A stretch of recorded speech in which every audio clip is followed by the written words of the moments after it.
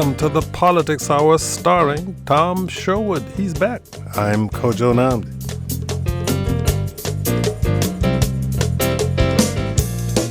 Tom Sherwood is our resident analyst. He's a reporter with NBC4 and a columnist with the current newspapers. Welcome back, Tom. Thank you very much. Happy to be back. Did you leave the country? Did you leave the planet? I left the East Coast, go to the left coast of California. Had a great time out there. Got some family members, some quiet time on the ocean, and some great seafood. You were welcomed out there? I'm welcomed virtually everywhere. Except in these parts. I said virtually. Also joining us in studio is Ralph Northam. He is the Lieutenant Governor of the Commonwealth of Virginia. He's a candidate for Governor of Virginia. Ralph Northam, thank you so much for joining us. Thank you, Kojo. It's great to be here with you today. If you have questions or comments for the Lieutenant Governor, you can call us at 800-433-8850. You can send email to kojo@wamu.org or send us a tweet at Kojo Show. Tom, I said the Lieutenant Governor is running for governor next year, but the race that's making headlines this year is the race for mayor of Richmond. Before I ask the Lieutenant Governor, where he stands in that race, maybe we should explain why it's getting all the headlines it's getting. Probably because, according to the polls at this point, the leading candidate appears to be Joe Morrissey, often known as Fighting Joe Morrissey. He served time in jail for conduct with his 17-year-old intern, whom he later married. They now have 2 young children. Why do you think he's leading in this race?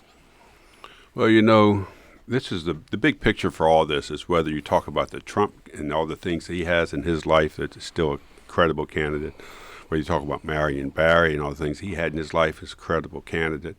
Joe Morrissey has become a folk hero, but there's a base for which he has support. In the Washington Post poll, Schwartzman did a terrific story on this race, where he went around to the various parts of Richmond. It's a town of 100,000 people, incidentally. It's not very big. But the African-American people there know that you call Joe. If you've got a legal problem, you call Joe. And that's a basis for his support that goes beyond the troubles he had in the legislature. Whether it will carry him over to win, I don't know. It is a fascinating race. I recommend that story that Schwartzman wrote in the Washington Post just in the last couple of days. Remarkable. There's an anti-authority, a change mentality in the country that the candidates will tell you about for certain in almost every kind of race there is in the country. Mr. Lieutenant Governor, are you supporting anyone in that race? I am, Kojo. Richmond is a wonderful city, and they deserve a respected leader. And I've been in the governor's cabinet and administration now for 3 years.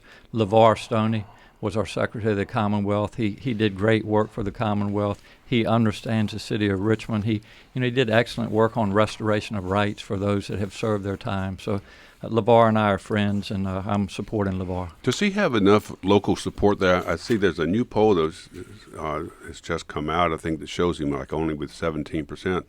In Richmond, for a lot of people who don't know, and Tim Kaine, of course, the former governor, now vice presidential candidate, was the mayor of Richmond, too. And they only elected the mayor in Richmond since 2003 or 2004. There are 9 districts, and you've got to carry 5 of them in order to win. It's not just go out and vote.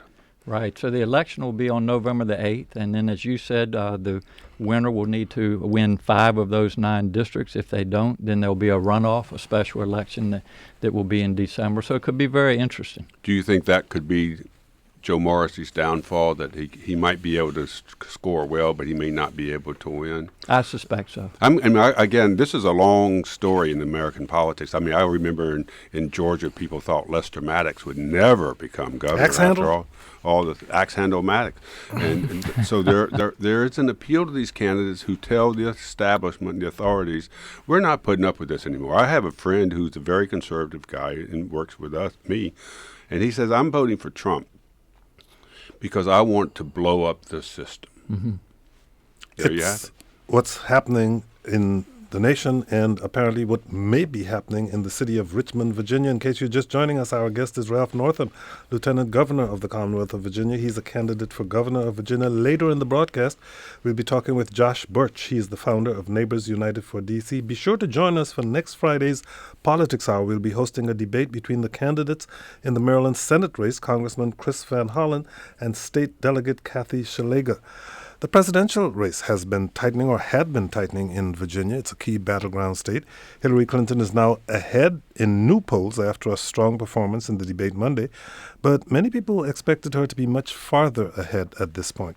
What is your take on where Virginia is and what could happen in November? Well, Coach Joe, thank you for the question. And I watched the debate along with a lot of other Americans, and I think it was clear that she's a very smart, articulate. She was well prepared for that debate, and she's clearly the person that needs to lead this country forward. We have been working with economic development in Virginia. Things are going very well in Virginia, and I think you will see Virginians on Election Day want to continue that. And again, the choice is clear, and I think that Hillary has a very strong field program in Virginia, as she does around this country, and I think you'll see that will pay off significantly on Election Day. It is a matter of getting out the vote. Politically, coming up Tuesday is the single vice presidential debate. You are a true personal friend of Tim Kaine, the Democratic nominee for vice president. Mike Pence is a governor who has avoided all the pitfalls, I think, mostly that Donald Trump has fallen into during this campaign. What do you think will happen? What do you see what's the vice presidential debate on Tuesday going to mean for this campaign, either in Virginia or just in general in the contest? That debate takes place in Farmville, Virginia, where, of course, Tim Kaine, being a former governor of Virginia, should feel at home. And Absolutely, are you going to go? Tim. Are you going to go? You're going to be in the audience and withholding the applause and the hooting and the shouting? I'm not sure if I'm going to be there. It certainly would be a privilege to be there. But Tim and I, as you say, are very good friends. I came into the Senate in 08. He was the governor at that time. And I don't think Americans will find a more articulate, smarter individual. He's a great communicator.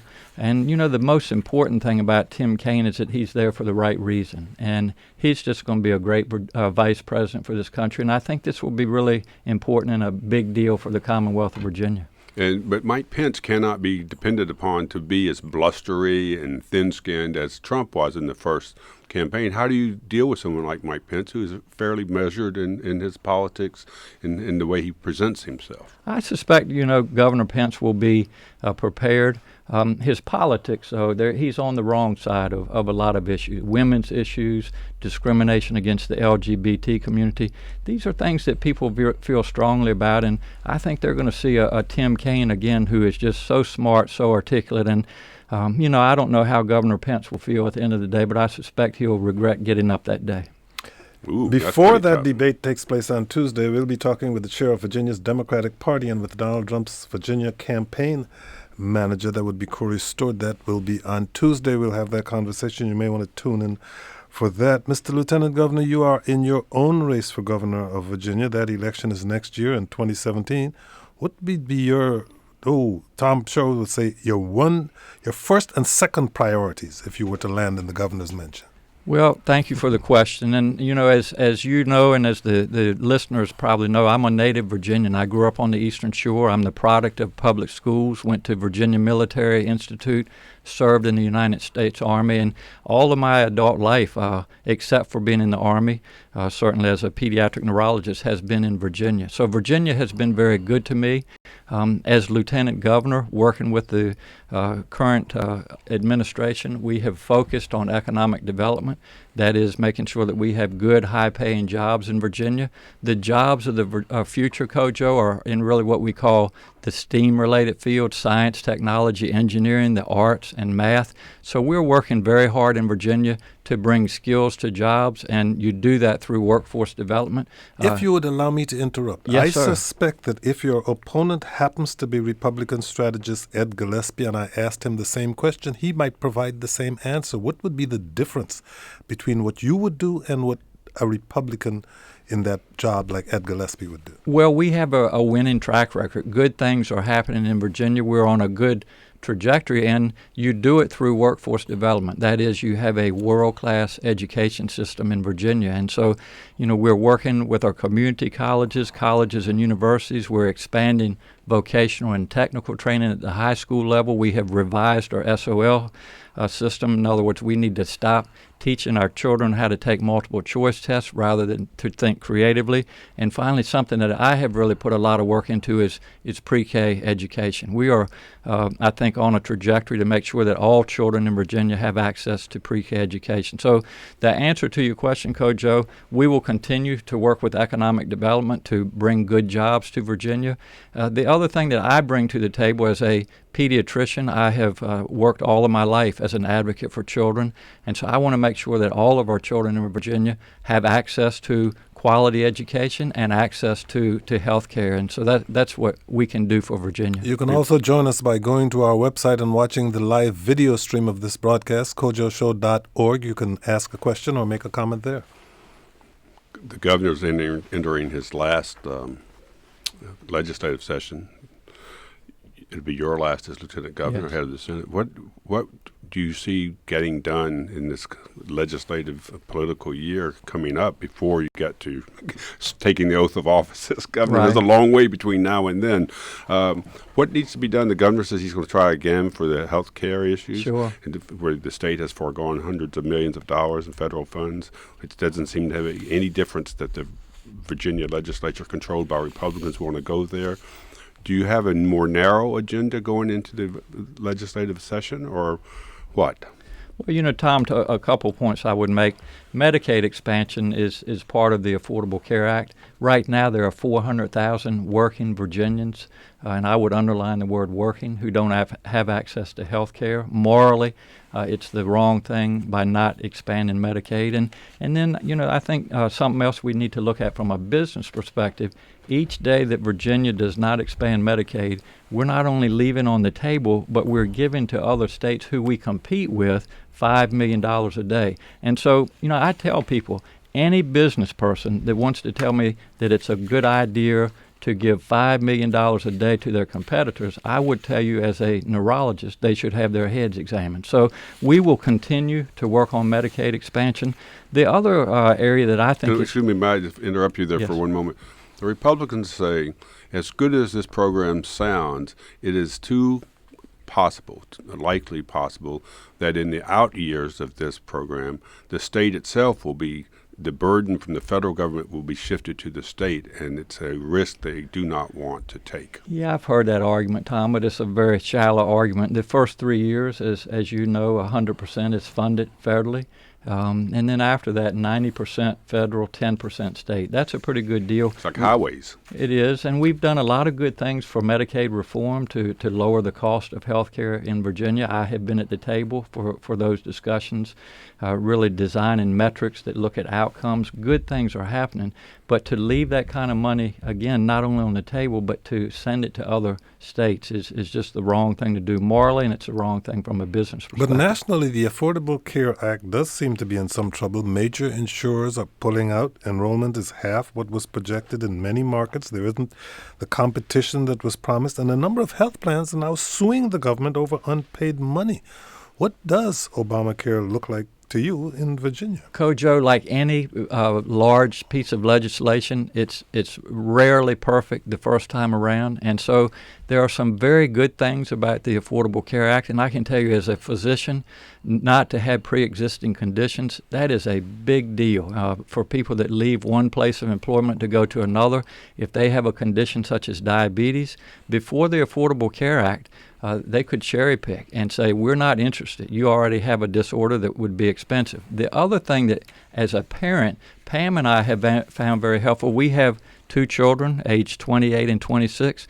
We were able to keep them on our health policy until they turned 26. What a great way to help youngsters get into the workforce and into society. And so, as I said earlier, there are always going to be wrinkles that need to be ironed out in legislation. And so what I say, let's sit down at the table, let's bring experts to the table, put the politics aside, figure out what's good about the Affordable Care Act and what needs to be fixed, shut the door, and let's get it done. That's what needs to happen with the Affordable Care Act. Well, give me an example of when that's ever happened with I was politics. about to say, put the politics aside. You're No. a politician. I am, but one of the things I bring to the table, Kojo, is I work with both sides of the aisle, and that's something that we're going to do in Virginia. That's something that I'm going to do as a governor. The only way to move forward is through compromise, and so we're going to be vigilant and continue to do that in Virginia. We're going to do it the Virginia way. You visited across the aisle, as you just said. Who do you see as your most the strongest opponent next year among the people who are running? He mentioned Corey Stewart, Ed Gillespie. Yeah, and then there's Rob Whitman, who's from the Northern Neck. He's a congressman. Pretty and good presence. Yes, and also Frank Wagner, who's a senator from the Virginia Beach region. Let me preempt you. I know that you can beat any one of them, but which one do you think will be the strongest?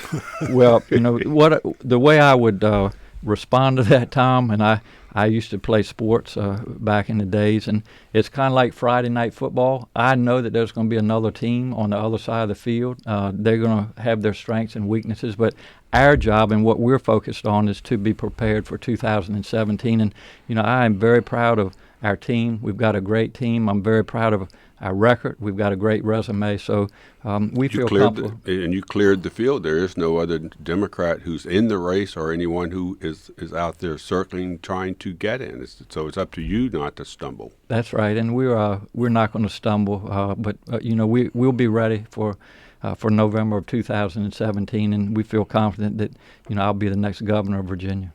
Our guest is Ralph Northam. He is the Lieutenant Governor of the Commonwealth of Virginia. He's a candidate for governor in next year's election. Here is Carl in Washington, D.C. Please put on your headphones. Carl, you're on the air. Go ahead, please. Yes, Lieutenant Governor Northam, I met you several times and very supportive. But to the issue you just raised, the challenge is that the losing party in a presidential election has historically and almost invariably won the governor's race the following year in Virginia. So how are we going to overcome that history?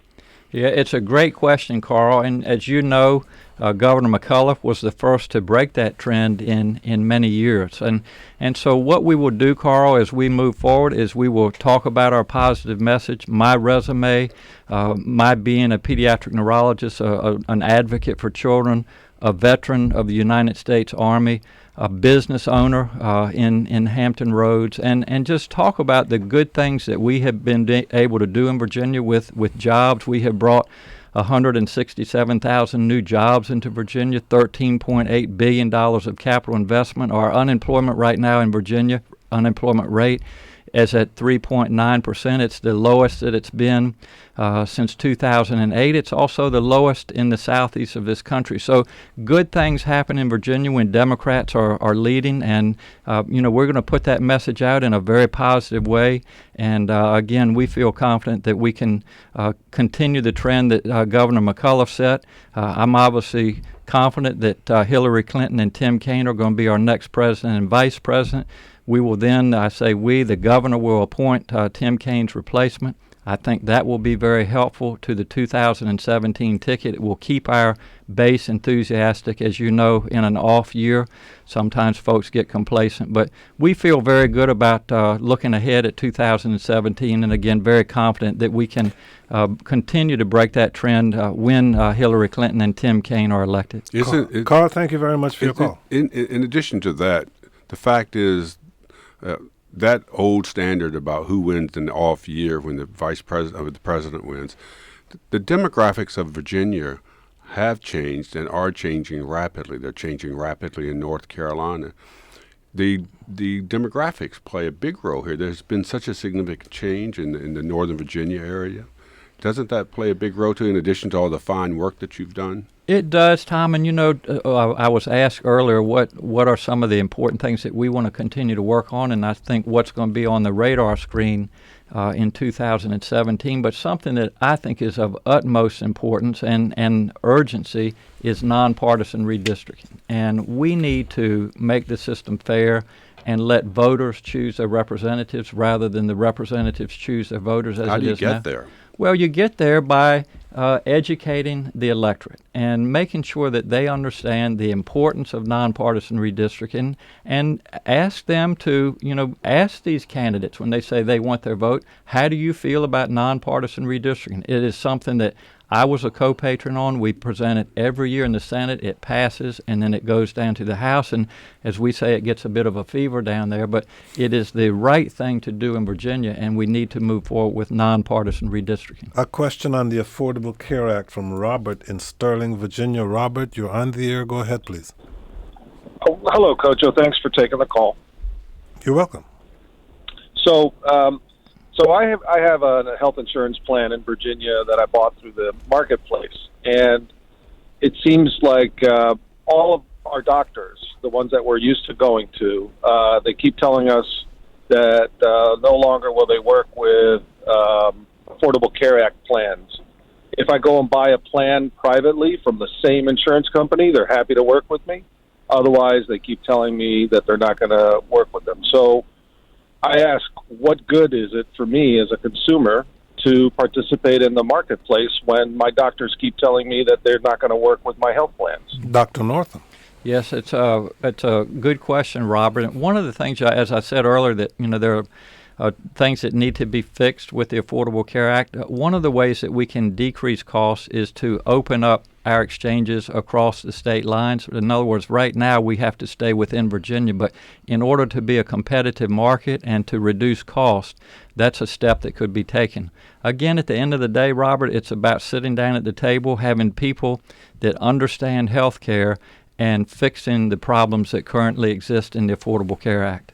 Why do you think, though, his doctors won't take or accept the Affordable Care Act insurance? I don't know, Kojo, off the top of my head. I can tell you as a provider, we take anybody that comes through the door, take all plans, and I started my business with 35 other pediatric subspecialists in 1996, and we certainly are abiding by the rules of the Affordable Care Act, and we continue to take good care of patients, and we continue to make a living. Is it possible that the bureaucracy of paying the bills is part of the problem? I mean, these there's a story today, and I apologize, I don't know the details, of how the president is trying to make a move to avoid, to pay some of these larger insurance firms so they'll stay in the business. That's correct. But is it a matter of that if you're on the Affordable Care Act and you go to a doctor, he or she's reluctant because there's too much paperwork? I know personally a doctor who told me he retired early some years ago. He said, I spend more time on paperwork, even though I have a big staff, than I do with my patients. Mm-hmm. And paperwork can kill the best program. You're exactly right, and it's better than it was, Tom, but there's still a lot of room for improvement. The story Tom mentions is that the Obama administration is maneuvering, according to the Washington Post, to pay billions of dollars the government owes to health insurers under the Affordable Care Act. They are apparently going to resort to a fairly obscure Treasury Department fund intended to cover federal legal claims. They've told several health plans that are suing the government that they're eager to negotiate a broad settlement which would allow the administrator to compensate about 170 other insurers selling coverage in ACA marketplaces. But moving on, a federal appeals court is weighing Virginia's strict voter ID laws. But even as that plays out, the FBI and local police are investigating at least 19 cases of dead Virginians recently re-registered to vote in Virginia. The usual argument against voter ID laws is that fraud is almost non-existent. Does this episode suggest that fraud might be, if not existent, in the making? Not at all, Kojo. I mean, voting is the foundation of our democracy in this country, and we certainly want transparency and accountability in voting. But the voting laws that have been proposed by our friends on the other side of the aisle are to do nothing more than make it more difficult for people to vote. And it's really just a solution looking for a problem. We've had over 1 billion votes cast, only 30 cases of fraud.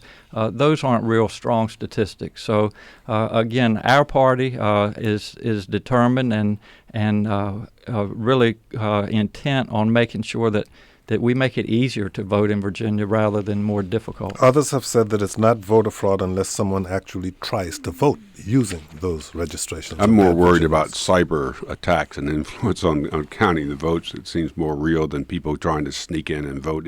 I would be too, Tom. And, what happened in Harrisonburg was wrong. The folks were caught.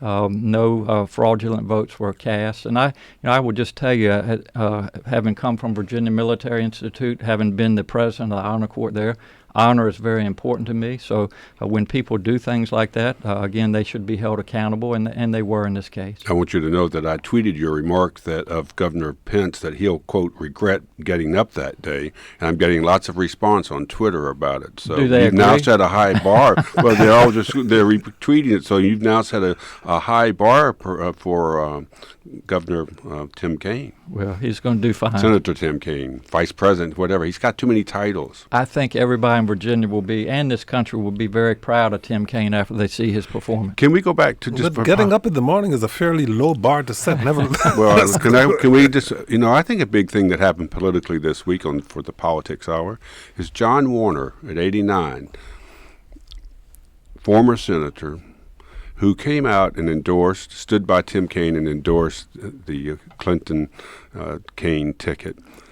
And some people say, well, of course, he's always been kind of a maverick Republican, but he's never endorsed a Democrat for president. And he's a former chairman of the Armed Services Committee, where he went on at length talking about Clinton's ability, how she was prepared to talk about military affairs. And somebody said, it doesn't matter, Virginia's going to be in your column anyway. I said, but he's speaking to military people across the country. Right. Is that the importance of John Warner? He's revered in the military community. Well, he is, Tom. I mean, he's a patriot. He's a statesman, just a tremendous leader. And, I would emphasize, as a veteran, I served for 8 years in the United States Army. I took care of wounded soldiers during Desert Storm.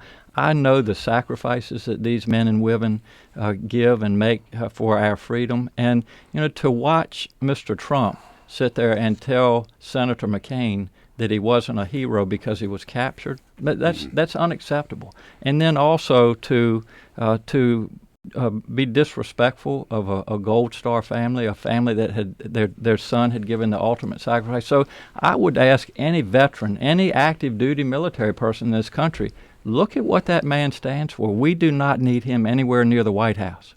Here is John in Milton, Delaware. John, you're on the air. Go ahead, please. Thank you, Kojo. Regarding the voter fraud issue you just touched on a moment ago, my head swirls when I consider the concept that people consider it a problem that you have to show a legal and current valid ID, like photo ID. Yeah, photo ID. I don't have any problem with that. I don't understand how it is discriminatory to require people to show a document or an item that they, in 99% of the time, have already. What about the 1% then? Well, what about the 1%? Who doesn't have a driver's license and who can't get thousands of people, ID? Millions of people don't have driver's licenses or other kind of IDs at all. You can go down to DMV in any state and get a legal ID. I'm sorry, you asked the governor a question. Let the governor answer your question. I apologize. But Tom knows why. John, it's a very simple answer, and that law is to make it more difficult for people to vote. Again, that weakens our democracy. And as was just said, a lot of us take for granted we get in our car and we can go to DMV and we can have an ID made. But there are a lot of individuals, thousands of them in Virginia that don't have access to transportation. They don't have access to being able to get to the DMV, don't have access to getting a photo ID. So we don't want to do anything to make it more difficult for a percentage of the population to vote. So I think we have to think about all individuals in Virginia, not just those that are privileged. According to the Washington Post in a May article, about 11% of Americans, not one, 11% of Americans do not have government-issued photo ID. But also, and I think for the caller's concern, because I understand his concern, he doesn't want people who are not citizens or people who are trying to skew systems to vote. But there's no evidence. This is the problem. There is no problem here that people are trying to solve. There's no demonstrated evidence that there's been widespread, meaningful voter fraud in any election that has called to change the outcome, and none of we're close to that. So the idea to burden people with having to show IDs. I mean, there are many people. Somebody talked about their 90-year-old mother who had no identification at all. She just had voted before, and she wanted to vote. And they said, "Well, you have to have an ID card now." So she went home. That's right. After some legal fights over the process, Governor Terry McAuliffe has restored the voting rights so far of some 60,000 felons since taking office. What effect do you think that will have in the battleground state of Virginia come November? You know, I don't know what effect it'll have, Kojo, but it's the right thing to do. We're all human. We all make mistakes. And when individuals have been given a sentence by a judge or a jury of their peers and they have paid back that time and they're back in society, back as working members of society, back as legal members of society, they should have their rights to vote restored. And so Governor McAuliffe is just doing what is the right thing to do. And by the way, Kojo, he's doing what 40 other states have done. So this is not something that's a new path that he's cutting. Do you support, let's go to the really hard, tough issues. Do you support Governor McAuliffe's negotiating with the Redskins to bring that team to Loudoun County, or do you say Redskins? As long as I can remember, Tom, I've been a supporter of the Redskins, and right now Maryland, Washington, and Virginia are talking to the Redskins, and we're going to do what's fair to the taxpayers. I can tell you that we're not going to. You agree with the governor that there won't be a burden on the taxpayers, but you would bring the team and a new stadium to the state if you can work out the details for a fair deal. Absolutely. What about the FBI? Barbara Mikulski is retiring from the Senate in Maryland. She is the decision may be made in December, so it might be too late. But are you part of the state trying to get the FBI headquarters and its 11,000 jobs in Virginia? Well, and are you glad Barbara Mikulski is retiring? I can't say I'm glad she's retiring, but I can tell you as a general rule, Tom, Virginia is open for business. I mean, we're an inclusive state, and as I mentioned earlier in your show, we're doing everything that we can to not only help businesses be successful in Virginia, but also to bring in new businesses, new manufacturers. So if the FBI were looking at Virginia and would be willing to come here, we would certainly be accepting and have our doors open. There's a lot of aggressive behind the scenes. I know that Senator Warner and even Senator Kane, when he was doing it, they were interested in this too, and obviously McAuliffe is too. Right. It's a political battle as much as a decision battle. Sure. Well, we are, like I said, our doors are open. There's been a debate in Alexandria as well as elsewhere about Confederate memorials, statues, and street names, and one statue in particular which sits on public land. Virginia law prohibits moving war monuments or memorials, and the current Republican-controlled General Assembly attempted to strengthen that law. Governor McAuliffe vetoed that bill, but where do you come down on this? Yeah, well, what they're looking at doing, and I know exactly where that is, Kojo, they're looking at literally moving that about 30 feet to get it out of an intersection, and so that's a decision that the locality should be able to make, and I'm going to leave that in their hands. What about the overall idea that Jefferson Davis Highway should change? Well, we know it's a legal decision for the local groups maybe, but things like highways and bridges, one argument is you try to almost whitewash all of these Confederate issues. On the other, some people say we should just add more explanatory information at these sites so people get a full picture. Mm-hmm. Where are you on this general idea that things should be removed because they're no longer politically acceptable? Well, I don't know if the listeners remember, and perhaps you all would, but the last time I was on the Kojo show, it was the time when Governor McAuliffe was supporting the removal of the Confederate flag from license plates. And I think that was a good decision. The Confederate flag should be in a museum, not on license plates. It's a divisive issue. So, when there are things out there, Tom, that divide us as a society, we certainly have history in this country and in this Commonwealth, but I think we have to be very careful about such things. And again, if there are statues, if there are roads that want to be renamed, that certainly is a regional or a local decision that the Civil War was fought on the Commonwealth's grounds. That's where the blood was spilled. It was, and as a VMI cadet, the Battle of Newmarket is fresh in my memory. Here is Ravi in Ellicott City, Maryland. Ravi, you're on the air. Go ahead, please. Thanks, Kojo, for taking my call. I just had a comment on the voter ID, requiring the citizens to have a voter ID to vote. Now, I do think it's a good requirement. However, the burden of getting a voter ID should not be on the citizens. Rather, the government should ensure that every citizen has a voter ID. Like, for example, in India, which is the world's largest democracy, a citizen needs to have a voter ID to vote. But the government goes into local communities, they conduct these voter ID drives, they go to all these rural villages, they take photos of people there, and then they issue the voter IDs at no cost to the citizens.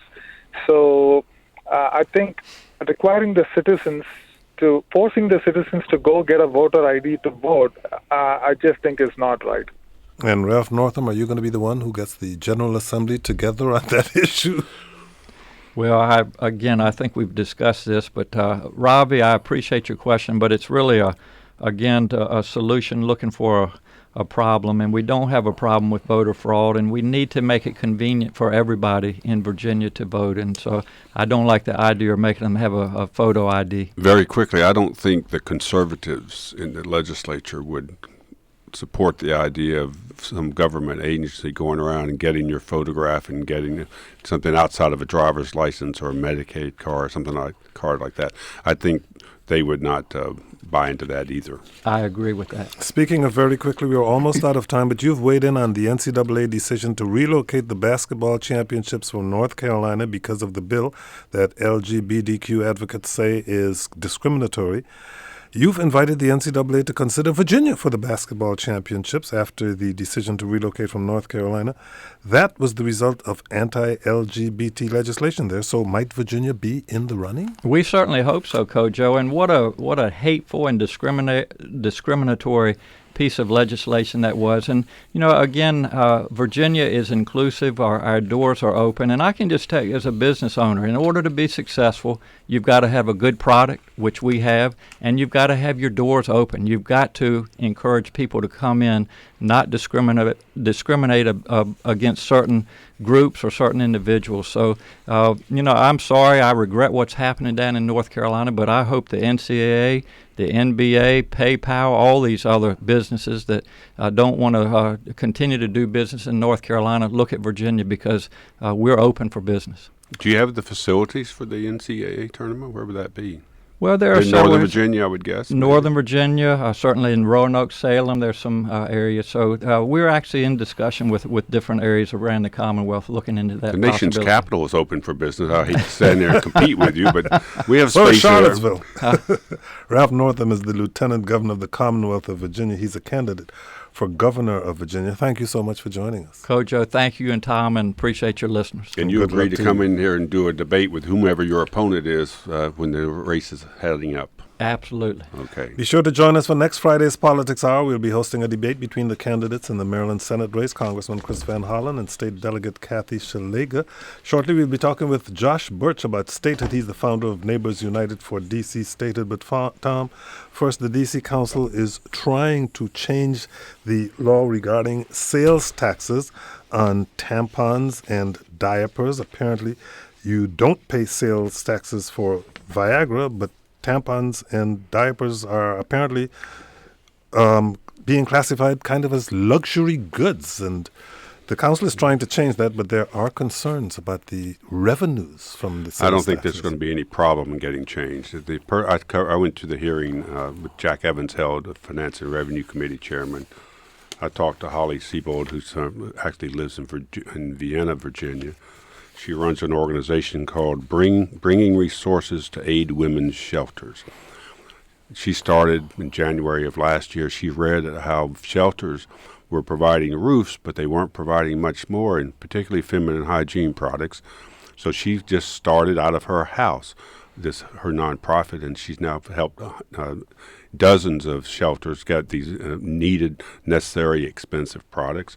And she says exempting the sales tax is 5.75. It's almost 6 cents per dollar. Will help her donors. And Jack Evans told me that this legislation will pass without any problem. It will just take about 9 months, unfortunately, for it to get through the congressional review period and the budget and get into the budget. But by this time, maybe next summer, families, individuals, and nonprofits who are trying to help themselves and women across the state, the city, will be able to buy these products. In the wake of former Police Chief Cathy Lanier saying that D.C.'s criminal justice system is beyond broken, an agreement has been reached with the U.S. Attorney's Office, which will allow attorneys from the D.C. District Attorney's Office to go to the U.S. Attorney's Office to assist in prosecuting violent crime. How important is that? Only in Washington, D.C. is this stunning, where there will be local attorneys from the Attorney General's office prosecuting crimes. Under our system, the U.S. Attorney does all the major crimes. The Attorney General's staff just does juvenile crimes and some misdemeanors. Now I think it's 8 attorneys from the D.C. Attorney General's office will go to the U.S. Attorney's office and prosecute some crimes. Carl Racine, the Attorney General here, says he hopes this is the first step in getting the District of Columbia the right to prosecute all the crimes in the city.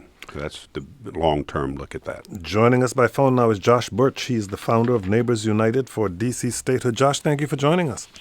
Thanks for having me on, and Tom, welcome back to the East Coast. Well, thank you. I'm surprised you're on the phone. I thought the city was small enough that you could get here. Are you out of town?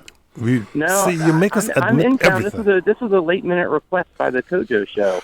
You see, you busted us, right? Like we are we're flexible here. We can move with the times. Josh, it was a big week for statehood advocates. The D.C. Council open debate held the first public hearing on the draft of a constitution that was created in July 1st. Before we get to the issues with the process in this plan, how would the new state, New Columbia, or whatever it will be called, be structured? Well, the new state itself would be structured very similar to the way the district government already operates. As the Constitution right now lays out, our council would just go from 13 members to 21 members, but the other functions of the city government now would still pretty much be the state government. The one big outlier, which is almost a little bit like what you guys just talked about, is we still don't have control or pay for our court and prison system. So that's one of the big issues, logistical issues, that needs to be taken care of. In the Constitution, it says we would take back control of these, but there hasn't been a plan developed for how we would do it or how we would pay for it. What about, we have a 13-member council now, legislature, that has local, county, city, and state functions. We have 13 members now. Where did the 21 members come from? Is there any idea how those would be apportioned? Yes, they say if there's a state legislature, the House would consist of 21 members. Yeah, my recall is that there would be still 5 at-large members, and then there would be 2 members from each ward. So then there would be 16 essentially ward members or half-ward members, and then still 5 at large, which includes the council chair. And that came from what was called a constitutional convention process, where there was a lot of public input, where residents said that they wanted a larger legislature. And so this was sort of a compromise. I think in the 1983 Constitution that we had in the district, there was over 40 members in that Constitution for the House of Delegates. And this was less than that, but more than the current 13. Are we talking about a mirage? You know, I'm a citizen of the city. I support, as an individual, I support the voting rights of the nation's capital citizens. But I'm thinking that if Hillary Clinton, the tattoo to prove it. But go ahead. If Hillary Clinton doesn't win, if the Senate doesn't turn Democratic, and even if it does, really, even if those two happen, you still have a House of Representatives that 99% likely is still going to be controlled by Republicans who have, Paul Ryan, and who has shown zero interest. In fact, opposition to the idea that the city could control its own budget, much less become a state. Where are we going with this? The idea that we'll go up there with the Tennessee plan and say, hey, Senate and House, you can have the right to, like Tennessee, just to grant us statehood. Where is the optimism from? Well, I'm optimistic about statehood. I'm not optimistic about statehood in the next Congress. I think even if Secretary Clinton wins, even if we get a majority of Democrats in the Senate, we still have a lot of work to do with Democratic senators and Republican senators to make this a palatable issue that they'll get behind. And it happens here in the district by pushing more, but it also has to happen in the 50 states, and we haven't done enough of that. And just as an example, occasionally I'll take time off of work and I'll go up to the Hill and talk with House and Senate offices.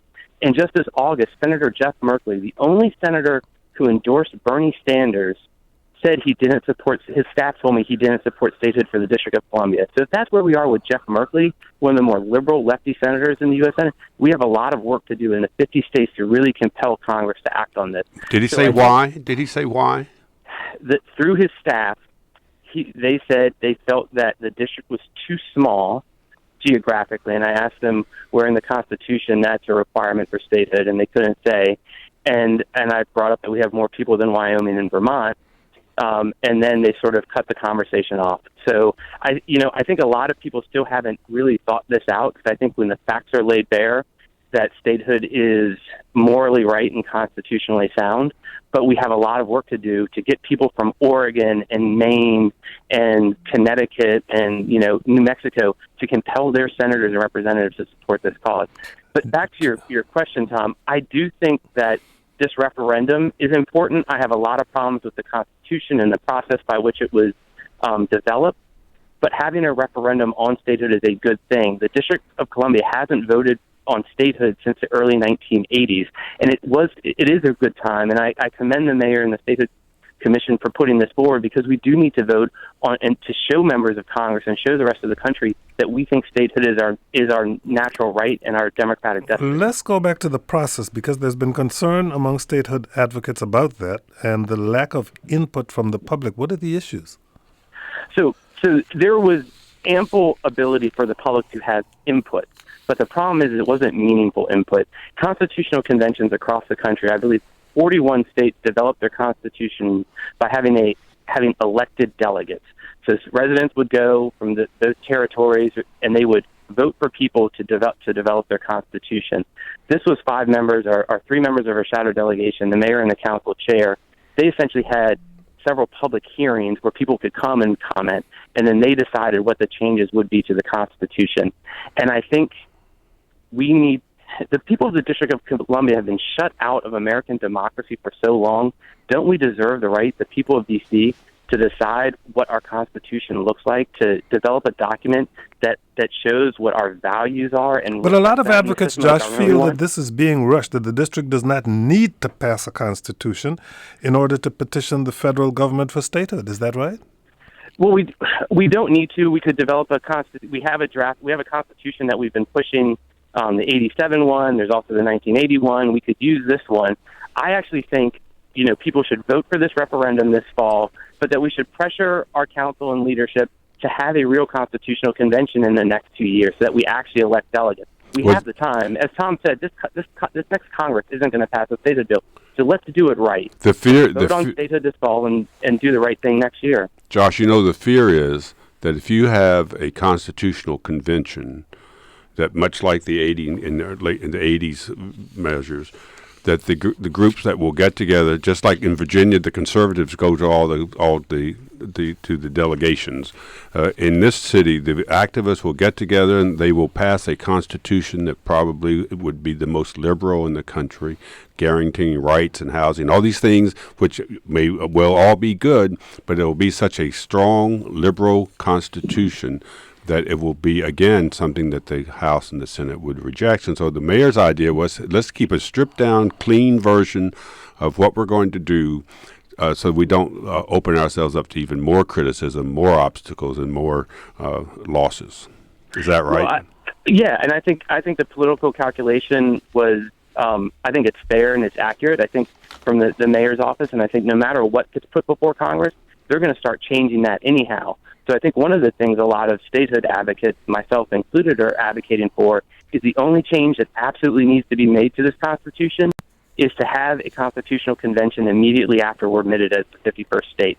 So once Congress passes the bill, once they're done manipulating the Constitution that they get to look at, so they're going to manipulate it, once they change the borders however they want to, let us say that we're definitely going to have a constitution once we're a state, and that's happened before. So I think that's the easiest way to get as many people on board and many people behind it is say, let's require a constitutional convention after we're admitted as a state as well. Can I ask one? This is a political question. The mayor likes to say there are 670,000 people who don't have voting rights in Congress.